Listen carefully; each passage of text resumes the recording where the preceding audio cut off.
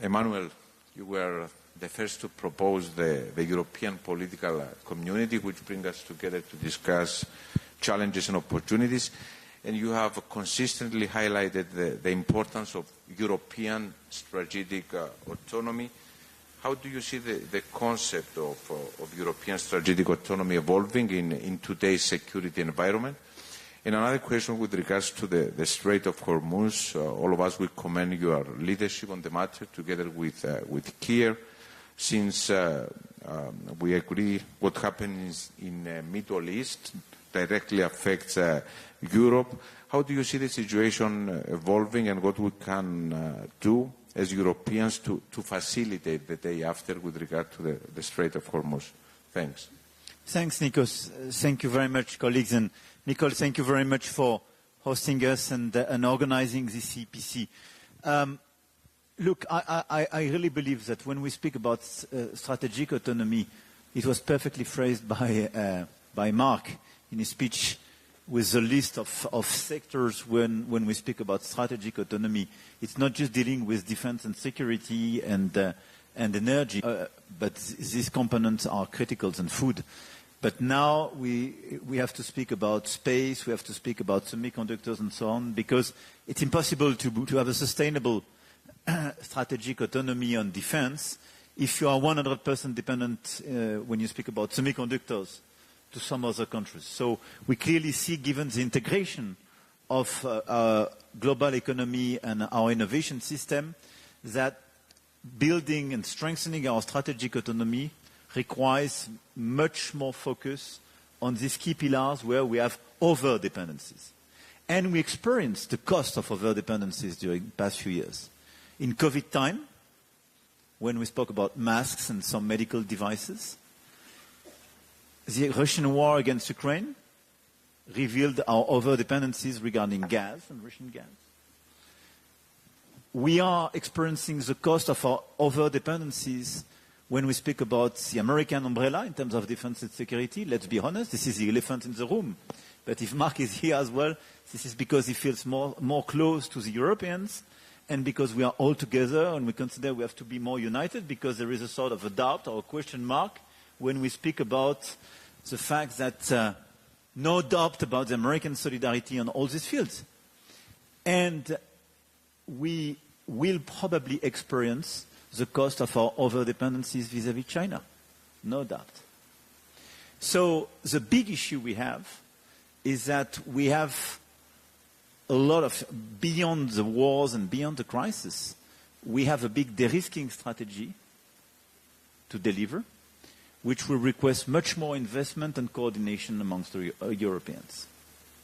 And let's be clear, it needs more solidarity, more investment, better organization, in order to better integrate our value chain together and de-risk our value chains from the main geopolitical risks we identify. Which means sometimes deciding to relocalize some productions amongst all of us, diversifying our partnerships in order to de-risk the over-dependencies.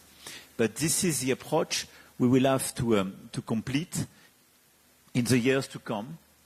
And one of the main risks we have is an acceleration of the confrontation, especially between China and US, which could reveal much more rapidly some of these dependencies and put us in a corner.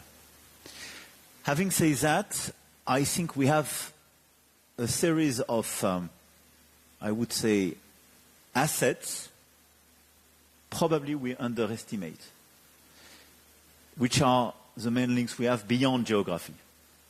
But I really believe that believing in the democracy, rule-based order, respect of an open trade and free trade, believing in climate change through innovation and reasonable approach, creates a lot of links amongst us, and our predictability in order to deliver this agenda is a big advantage vis-à-vis a lot of non-European players.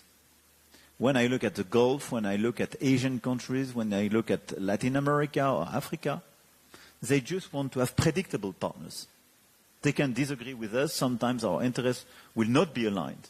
But as long as we deliver our agenda being predictable, it makes sense. If we go to Hormuz Strait, I think we have a very important role to play. A lot of us were around this VTC we co-organized with Kiev, and Georgia was with us in Paris with Friedrich. And we had a lot of Asian countries, a lot of African countries and Gulf countries. And it was very impressive to see that everybody was aligned. And I think the role we can play is precisely, obviously we are trusted by the US, but we are respected and trusted by the Iranian.